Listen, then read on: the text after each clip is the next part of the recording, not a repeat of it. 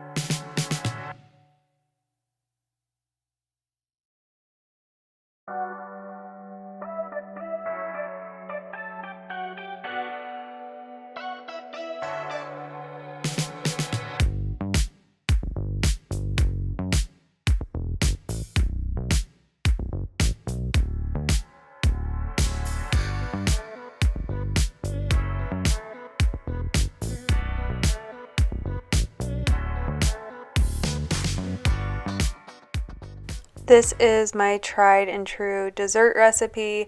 I have taken these s'more cookie bars to many, many events. They are the dessert that my siblings constantly ask me to bring if I'm bringing a dessert. They are so, so loved. And I think it's a very easy and simple recipe. I mean, if you can make chocolate chip cookies, you can make this. And it's a little deceptive because it says they're s'mores, and yes, you have the chocolate, the graham cracker, the marshmallow, but I would not consider myself like a huge s'mores person, and I am obsessed with these. They're somehow so like airy and soft when you bake them, but then the marshmallows can kind of get crisp on the top, and then you have the graham cracker on the bottom. It's the perfect mixture. So if you're going to try anything, I would try these s'mores bars. They are seriously so good.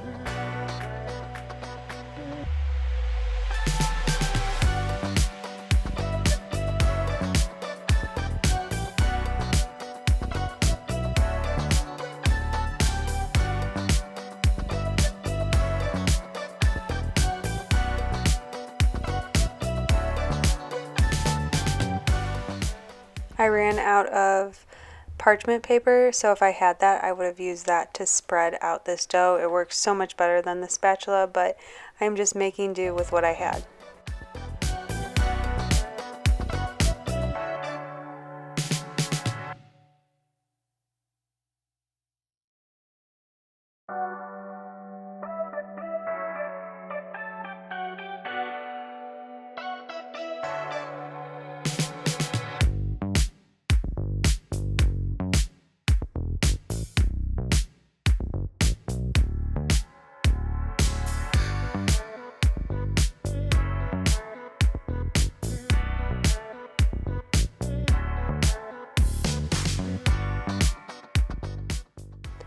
I'm laughing watching this back because I'm pretty sure you're supposed to put these Hershey's chocolate pieces on after your dessert comes out of the oven, and I put mine on before, but I honestly didn't notice a difference. So if you screw up and put them on before you bake it, it should turn out just fine. So this is going to be my last recipe. I hope you enjoyed and found inspiration or a place to start. And if you enjoyed this video, consider giving it a thumbs up and subscribing. I try and post a video every week, fingers crossed, on Mondays, and I hope to see you next week. Bye.